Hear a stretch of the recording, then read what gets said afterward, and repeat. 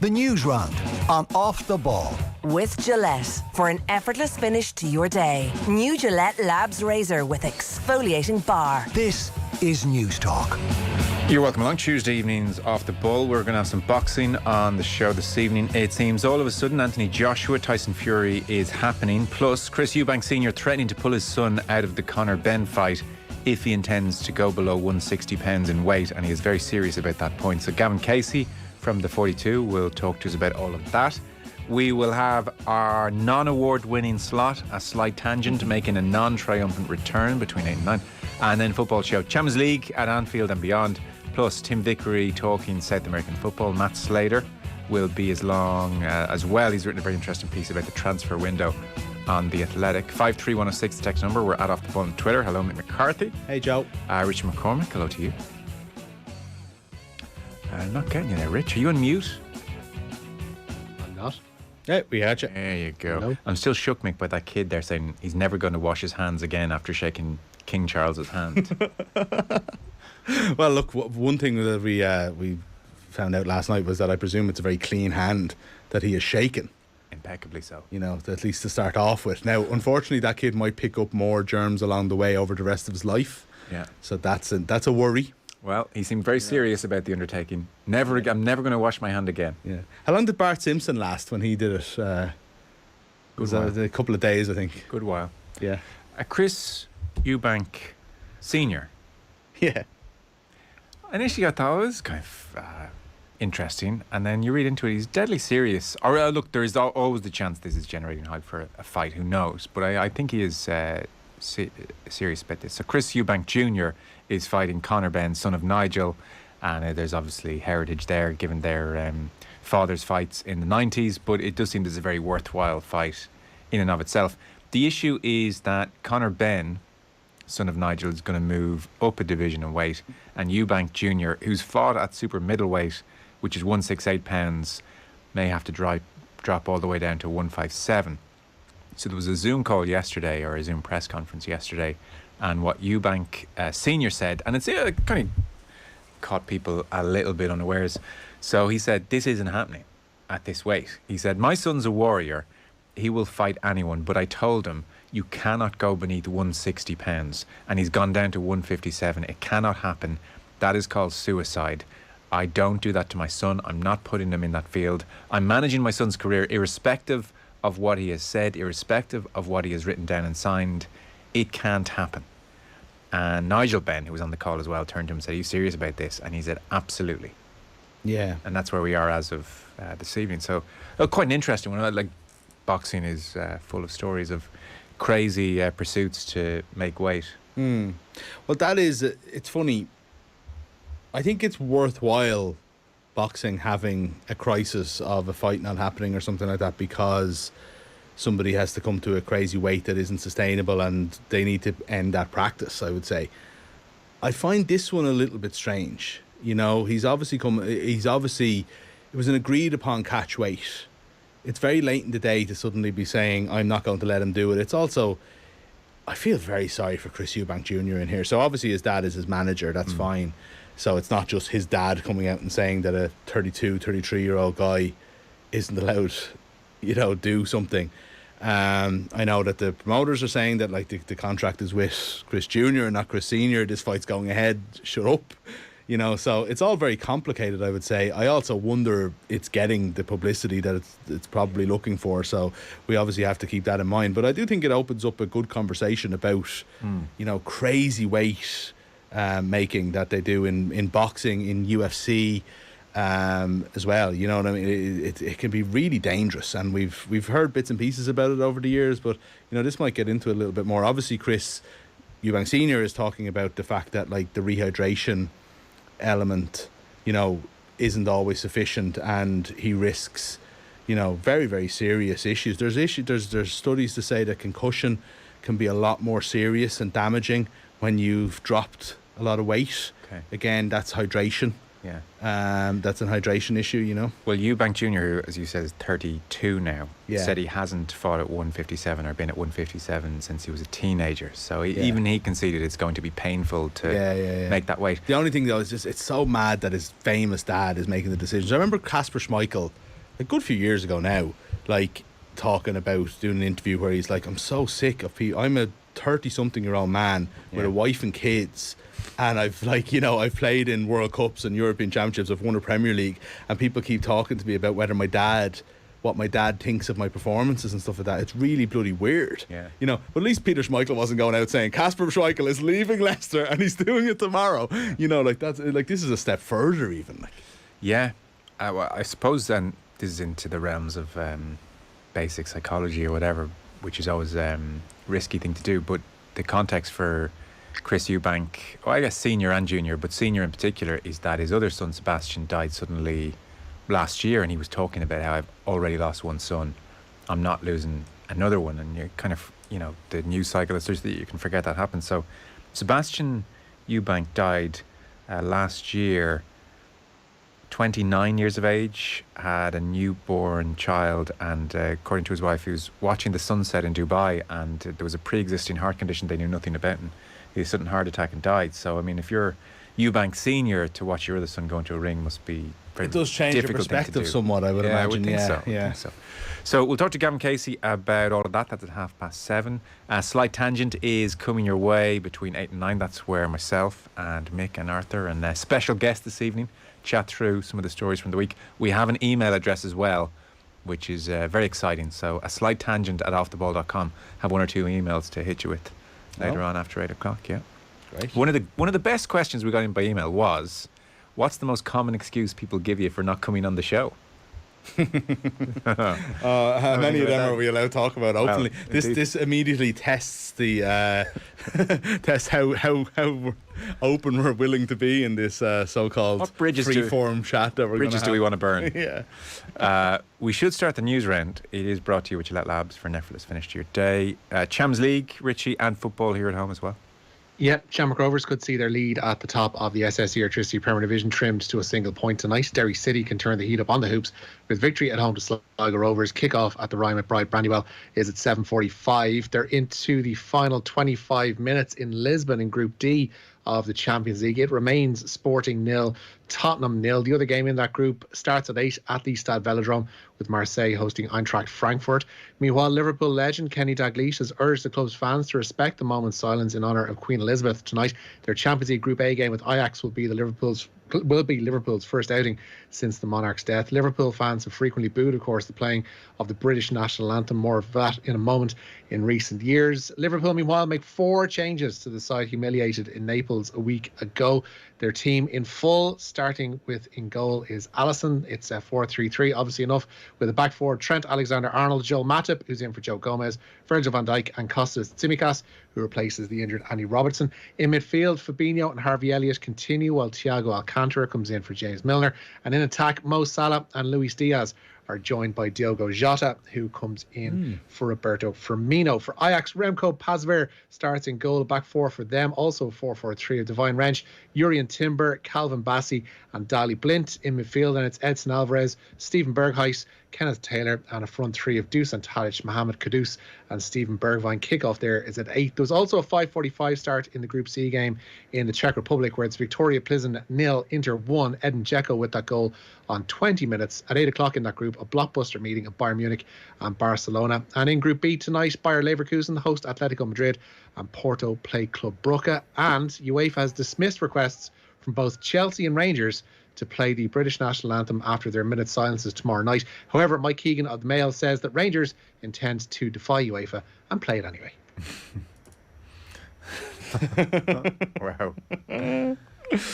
Of course they do. You were homing at that Liverpool team? No, just 3 significant returns. If you think that Matip, Thiago and Jota are all back in, like, funny, you know, it was I suppose they didn't have their game in between Napoli and this, but that's a significant. That Liverpool team makes a lot more sense, doesn't it? And just feels a little bit more well balanced, I suppose, straight away. Obviously Robertson's out, but funny enough, Tsimikas has been getting more time this year anyway. even before this injury. So it suddenly just looks a lot stronger, that Liverpool team. Well, even after the Napoli defeat, Jurgen Klopp was interviewed afterwards, and he said it was only when Thiago came on we had our first counter press of the game. So, I mean, that's not something you would necessarily associate Thiago with either, and he'll give them control on the ball and everything else. Ajax are in very good form, which, you know, like a team in the habit of winning is doubly tricky. They've won 7 in a row. They've conceded, I think, 5 goals in their last 7 games and scored 25 goals or so. So they're a team arriving full of confidence, and hammered Rangers last week. Just one thing on Liverpool, just briefly. I've just been thinking about it a lot. You know, like Simic is obviously in now, having played a lot more than he usually does. And it was something that it's almost weird to credit Jurgen Klopp with something given the way the season has gone so far. But I've noticed that he's using his full... Like, I feel like Jurgen Klopp is the only one that's identified an opportunity in the extra substitutes. And he's saying, do you know what? You'd never replace your fullbacks in the past, but actually we've got 2 extra subs. They're doing the most running. Let's do that. So I think he took off Trent in one of the games at least. He's taken off Robertson a load of times. And it just feels like he's saying, right, we're actually going to have a strategy as to how we use these extra subs in a way that I don't think any other manager that I've seen anyway has done in any kind of a set format. Yeah. You know, because you would have never touched the back 4 unless you had to in the past, you know? Yeah. It's interesting in your story as well there, Rich, that Kenny Dalglish, who I guess, you know, along with Klopp would have the most sway with the fans, is out today asking for respect for the minute's silence. We saw Niamh Fahey and Jordan Henderson, the Liverpool captains, yesterday signing a book of condolences, and that was much publicised. And with Jurgen Klopp saying he has no doubts that the minute's silence will be respected. I mean, I think most people have some doubt, and it does seem like football is braced for a bout of self-flagellation if there's unseemly scenes, and the Daily Mail rowing in to criticise football as well. So it's one of those I suspect slightly tense moments for authorities at Anfield. Yeah, and I think the wording around the formalities before the games has been kind of key. They've talked about moment silences and a period of silence. It's not going to be a minute. And I think even in Lisbon tonight, the referee there used his discretion to blow the whistle and get on with things when he sensed that there might be a little bit more of a disturbance in the crowd. Like there's going to be somebody who's going to make a noise or going to make a boo or whatever. And I don't know. The UK seems to have lost all reason, especially in the media over the past week. It's like you see the stuff this evening about you can't criticise, or obviously there's people been arrested and taken into police custody for criticism in public of the monarchy, and then you see stuff like Prince Charles laying off a bunch of his staff during a church service for the Queen.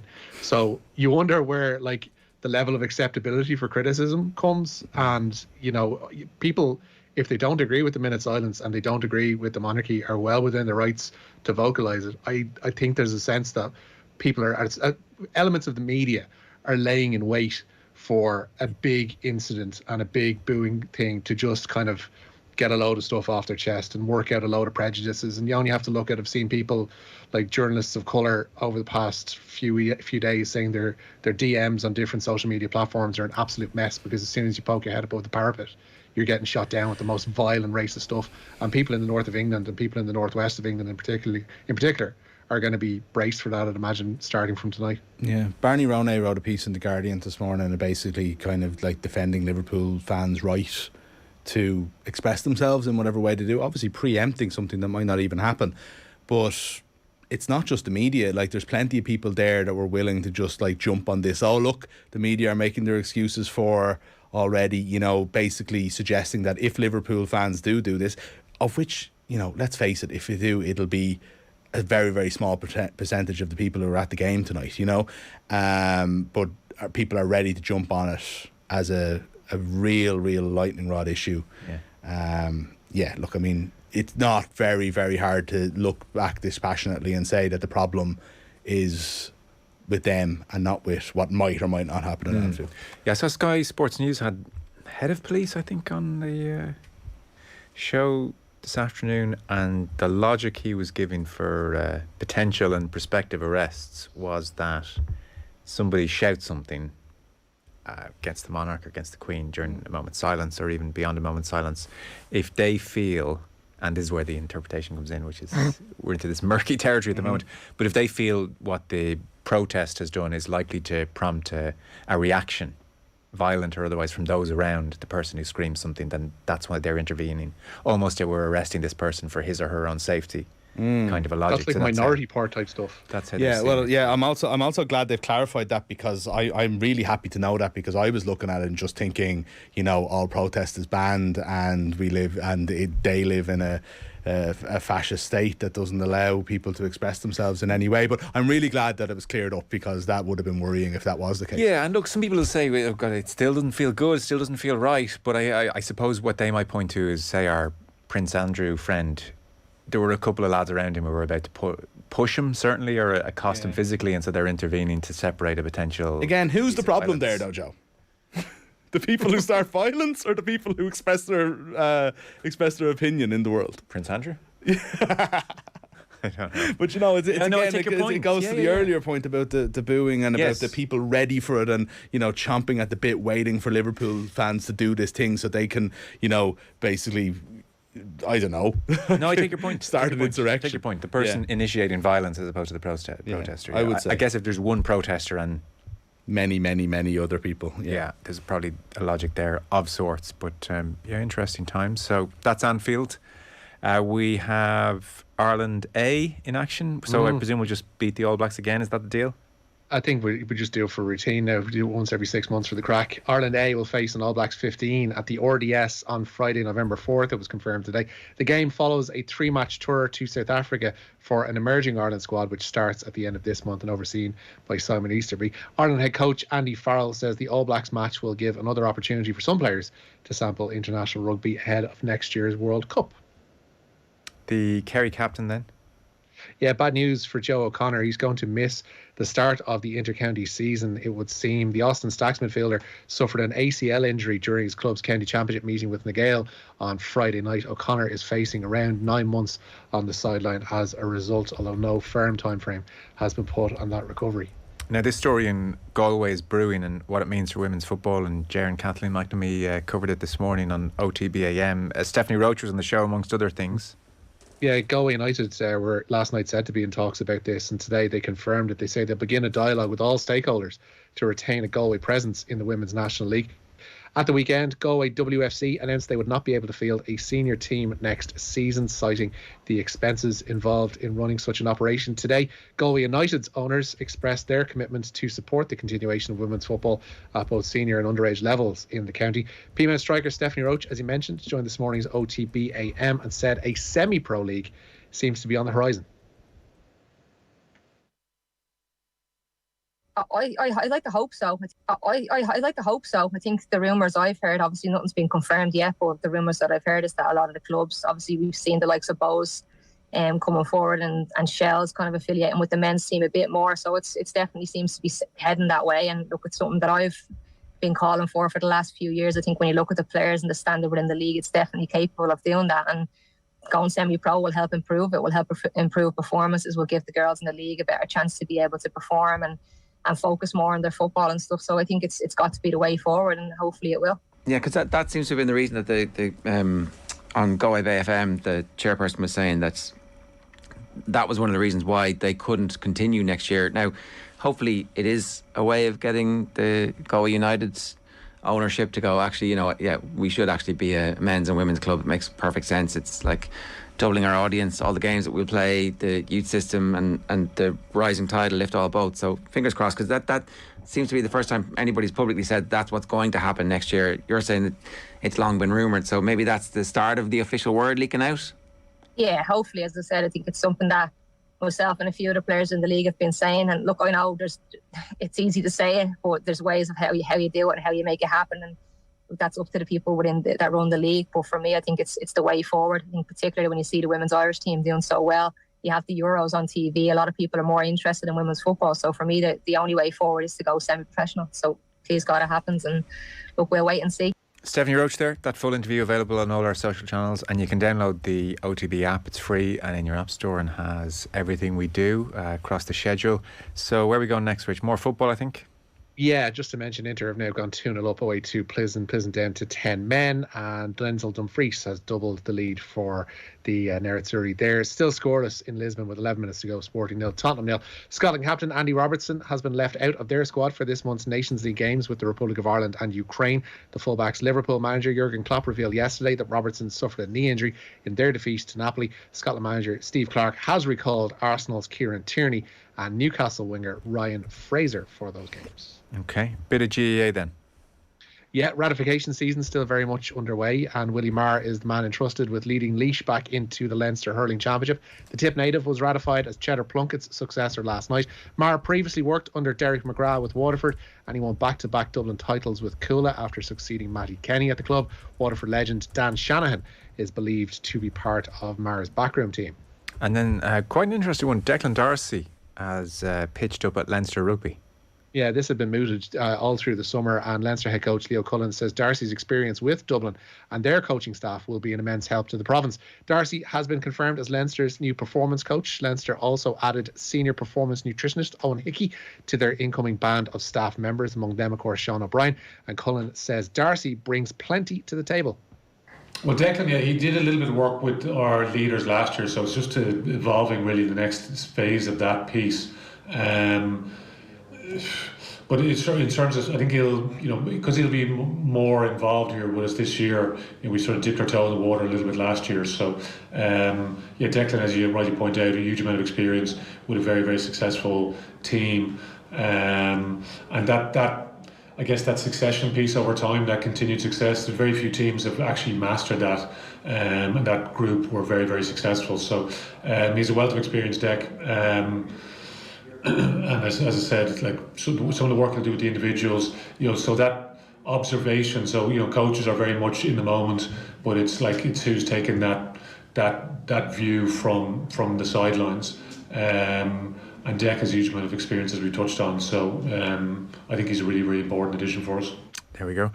Packy Collins in touch on Twitter, and he's definitely skeptical about Chris Eubank Senior here. Mind games from Chris Senior. If there's one thing he learned from the Celtic Warrior, it's mind games at off the ball. So we sort of wondered that ourselves. I mean, we were chatting earlier, and I did say, is this real, or is this like when Tyson Fury announces retirement?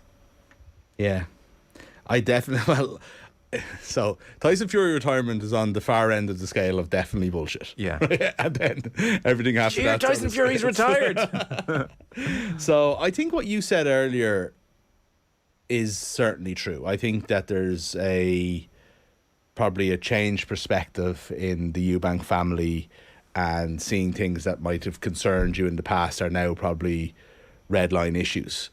But at the same time, does that mean that something isn't going to be sorted out for this? Yeah. I don't think so. I think this fight is going to go ahead, and it might even go ahead at 157, and ultimately they'll all realise that they're able to do it and it's fine. But I would imagine, I wouldn't say it's like pure publicity stunt. Yeah. That like Chris is kind of out there saying, this will get a bit of attention for the fight. Yeah. I don't know though. I have no way of knowing. As we do a piece tonight on Off the Ball about the fight we would never have done otherwise.